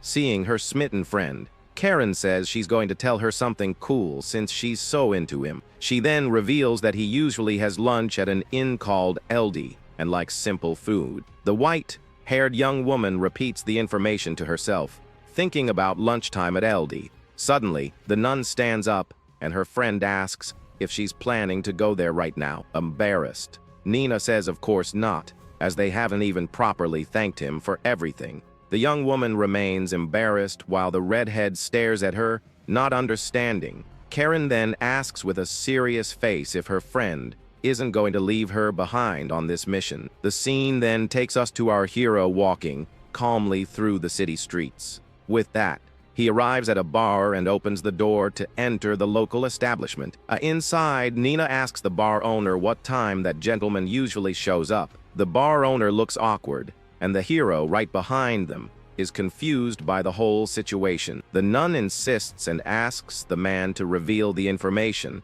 because she really needs to know. Startled, the innkeeper replies that he usually arrives around that same time. Our hero realizes the innkeeper is being interrogated and just wanted to eat in peace.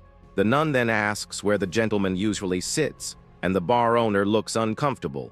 With a serious expression, the young woman insists that he reveal all the information at once. Scared, the man points to a specific spot and says that's right where he sits. Then the white-haired girl asks what he usually orders and looks at the menu. The innkeeper explains that there's nothing set and that the young man orders whatever he feels like at the time. Curious, she asks what he ate the last time he was there at the establishment. With that, the man points to an item on the menu, and the nun says she'll have the same dish. The owner shouts a very high-pitched highs, and the warrior is shocked by the note he hit.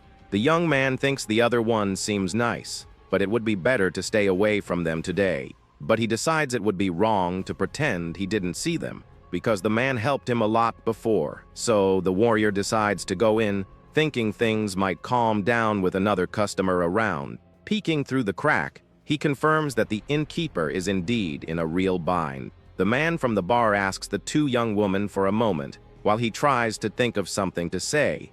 Our hero then thinks to his friend to hang in there, because he's coming in his backup. The young redhead notices his arrival, and thinks that she also had to force herself to enter the place. He pretends he didn't see anything, so he won't be dragged in the middle of that whole mess. With that, the warrior silently moves away, trying to find a spot to just chill. Suddenly, he gets annoyed and wonders why the conversation stopped at that exact moment. The redhead then tells her friend to hold her ground, and the white-haired young woman agrees. Seeing the footsteps approaching, the young man wonders why they are coming in his direction.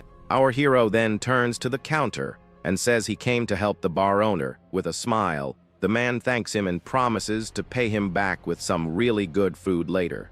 He asks the nun what she'll have. The warrior is confused by the scene as the innkeeper runs off in the background. With a gentle smile, the young woman faces our protagonist, who is left speechless by it. The scene then focuses on a small detail of the girl's clothing, a golden crucifix. Next, we see the star-shaped pendant she wears on her delicate neck. With a sweet look and a flushed face, she asks if the mysterious warrior remembers her. He then recognizes her as Nina, and says he's happy to see she seems to be doing very well. With a flushed face, she says she's also very happy to see him in good health. Hiding, the bar owner asks the hero to take it easy, since he's the one who asked him to keep it a secret. The man then apologizes profusely, saying he totally crossed the line. Desperate, the innkeeper tells him not to worry, and thanks him for his great patience. The warrior comments that she looks different, and that from the back, he didn't recognize her in those clothes.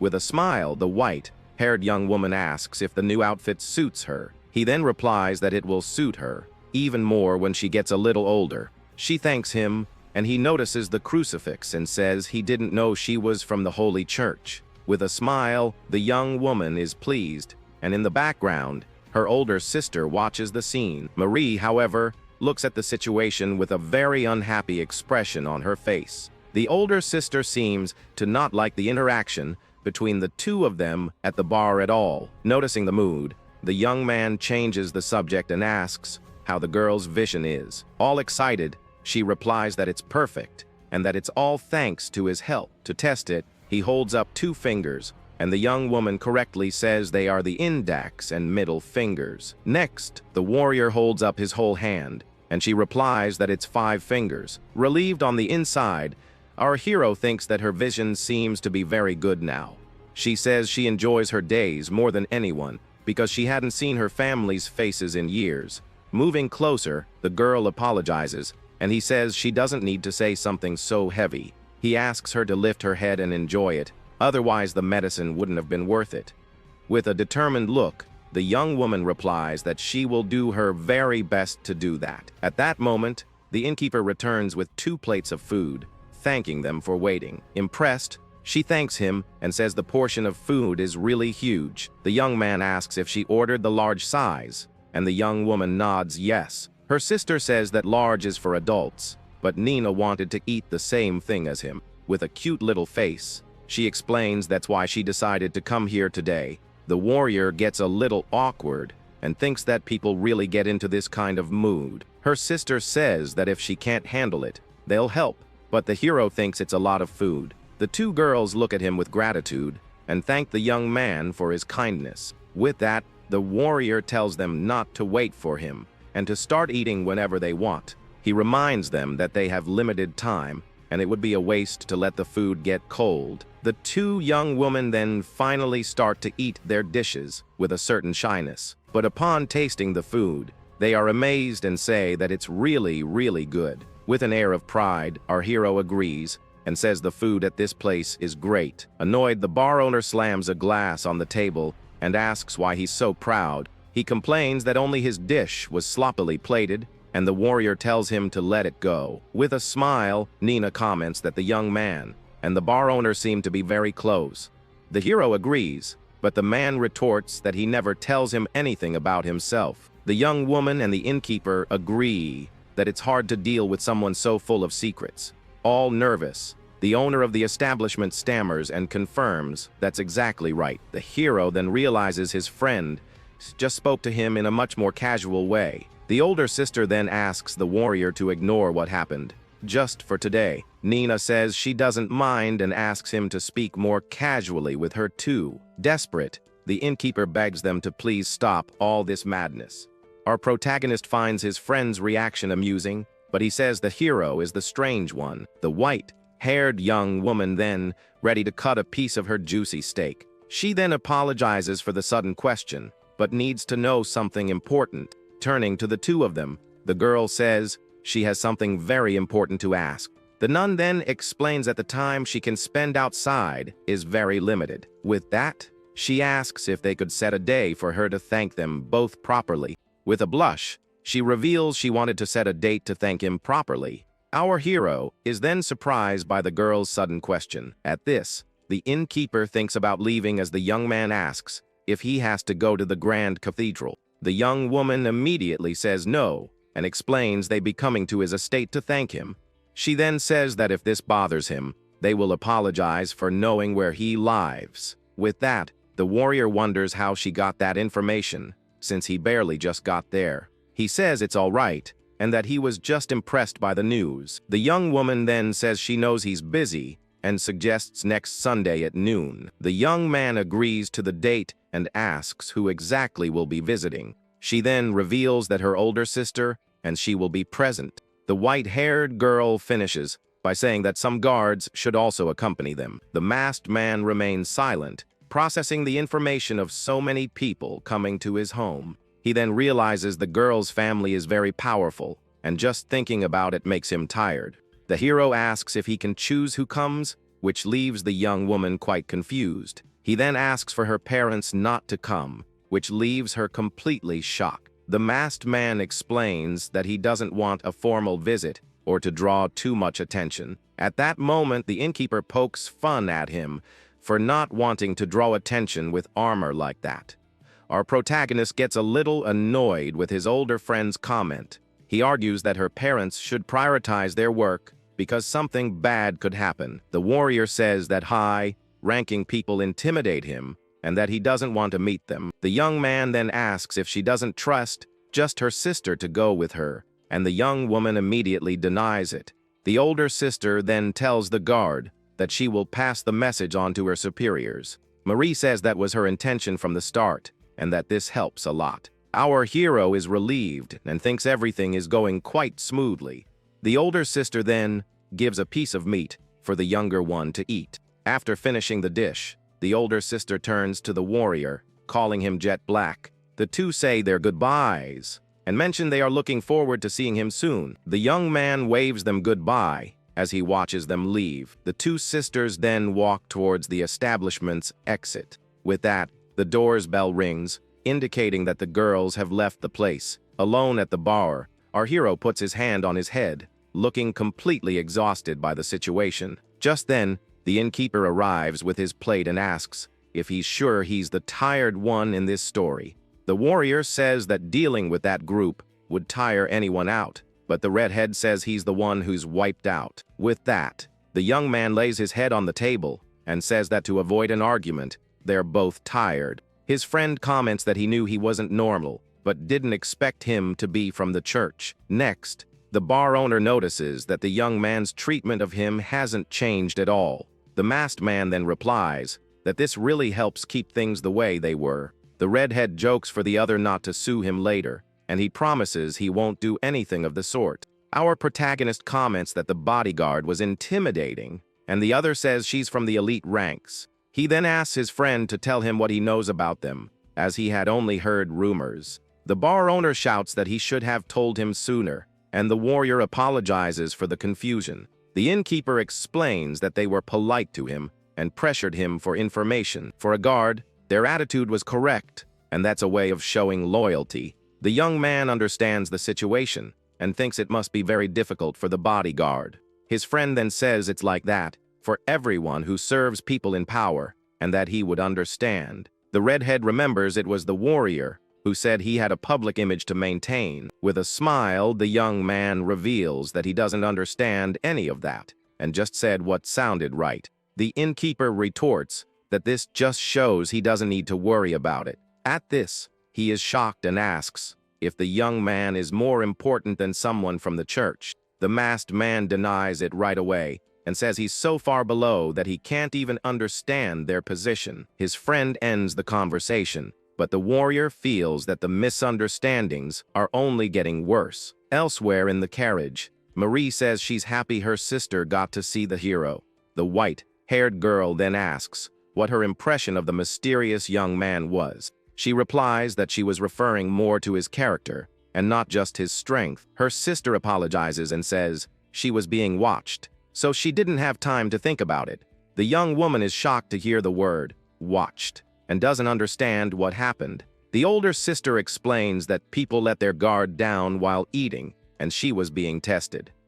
She continues, saying that as bodyguards, they already carry the failure of having let her be captured. On top of that, they also failed to notice him, which is unforgivable for them. The girl suggests he might have a weak presence, but her sister says it's a difference in level. The white-haired girl says it's possible he foresaw the confrontation with the innkeeper. The older sister continues, saying that either he had information that they were going there, or he has an extraordinary ability to read situations, and she will tell their father everything. With a pouty face, the young woman asks if she is referring to the thank you visit. The other confirms, saying that also caught her attention during the conversation. She explains that someone in his position wouldn't miss the chance to connect with their parents, especially when he's in a position where they owe him a favor, and that his excuse was strange. With that, the younger one realizes that the story about not wanting to draw attention was just a pretext.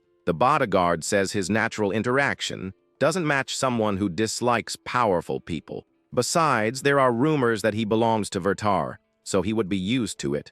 The two stare at each other in silence, thinking about the warrior's true intentions. The older sister suggests that maybe there's some trouble at the Grand Cathedral. She remembers his request and concludes that he wouldn't say something like that for a silly reason. Therefore, Marie decides they need to consult their father as soon as possible and hurries the trip. The white-haired young woman immediately agrees with her sister's suggestion.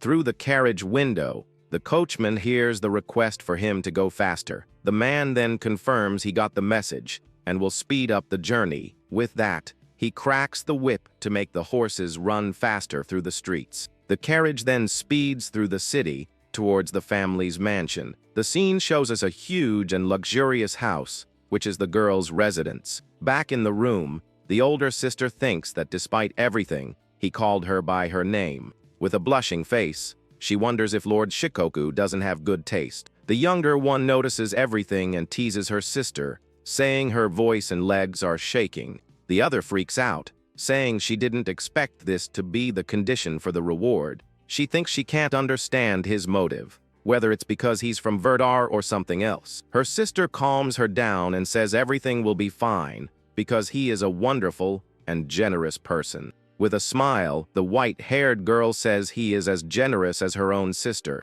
Marie feels better and wonders if she can go thank him while being herself. Suddenly, she gets a panicked look on her face and asks if her sister wants her to pass on. The older one explains that acting would leave a better impression than being her true self. With a smile, the younger one says she likes her sister more when she is herself. Marie then smiles and says she'll take that advice to heart. Even so, the older sister stands up and says that man is simply incredible. She explains that he sensed a group's movements and sounded the alarm before anyone else. At this, the younger one wonders how he gets this information and that it's better not to investigate. The other agrees because the moment they dig deeper, he might see them as enemies. In the worst-case scenario, he could give up on them and no longer associate with their family. Besides, it doesn't matter how you look at him, because that man is a true monster. With that, she looks at the window and says there's a chance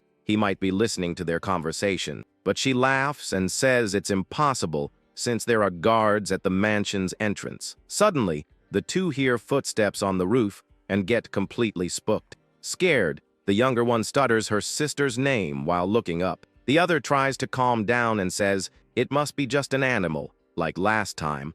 The young woman reflects on the moment and thinks how kind he is for keeping them safe. She then reassures herself, thinking that no one could get in with the guards at the door. Finally, the day of the meeting arrives, and the innkeeper says he would be nervous in his place. Today, the Ansage family, who leads the Holy Church, will be paying a visit. Our hero thinks that he made sure the girl's powerful parents wouldn't come. He also says he has perfectly prepared the simulations for the meeting. The only thing that worries him is the conversation with the older sister, whom he has never met. If things get difficult, he plans to shift all the responsibility onto the younger one. With that, he thinks to himself that this is a simply perfect plan. The young man says he came to chat casually on an important day, and his friend asks, "What's up?" He explains that Duke Dago gave him a maid to take care of the estate, but he complains that the young woman keeps her distance from him, but the redhead feels sorry for her. Our protagonist is left speechless by his friend's lack of support. He wonders if he lost the other's sympathy because of the situation with Nena's escort. The young man changes the subject and points to two mugs with flaming drinks. He notices that the place is more crowded and that the number of staff has also increased. With a proud smile, the innkeeper says that all of this is thanks to him. The innkeeper explains that with the young woman's visit, rumors spread, and now everyone wants to eat there. The warrior thinks she will become an incredible woman and says he has something for his friend. He then asks if the redhead has heard about the new religion that has appeared to challenge the church. The masked man reveals that they have been preparing for a long time and that the plan is on a large scale. The bar owner asks if he heard it from a customer, and the other confirms that they are spreading rumors. He suspects they want to cause an internal conflict to weaken the Ansage family's power. Our protagonist thinks that people in power really have a tough life with so many problems. His friend says the young man wouldn't know about the information, and he asks what would happen if he didn't. In a mocking tone, the innkeeper replies that he would believe it, and the warrior is confused. With a serious look, the young man says the Holy Church can handle the situation with ease. He continues, saying they will take measures and wouldn't lose their dignity so easily. The redhead hopes so but finds the situation problematic because the group is growing very fast. But our hero says everything will be fine because the church is famous and has a lot of power. His friend grabs him and asks if he's already done something, but the warrior denies knowing what he's talking about. With that, The innkeeper looks at him with an expression of total distrust on his face. The masked man then asks the reason for that strange look from his friend. The redhead says it means he doesn't believe him, but the young man insists he has good information. He then reveals that he will ask the white-haired young woman about these matters as well. His friend agrees, saying she would consult him without a second thought. But the young man says he's not that trustworthy. The masked man asks for 10,000 for the meal, and the redhead complains that he only told him what he already knew. But the innkeeper says that because he brought the girl, the meal is on the house. The warrior is surprised and asks if it's really okay, and the other tells him not to worry. With a beaming smile, our protagonist thanks him and says that helps a lot. Then he says goodbye to the bar owner and leaves the establishment, waving at him. Once outside, the young man thinks that good deeds really do come back to you, and that he's quite satisfied.